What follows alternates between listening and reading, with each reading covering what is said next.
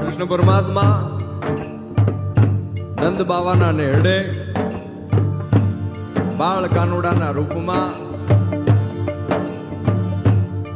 અવતાર ધારણ કરી અને આવે અને બધાય દેવતાઓ છે ઈ બાળ કાનુડાના દર્શન કરવા માટે અલગ અલગ રૂપ ધારણ કરીને આવે છે.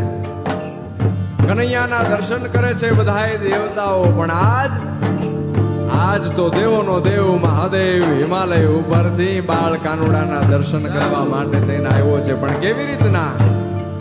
એક જોગીનું રૂપ ધારણ કરી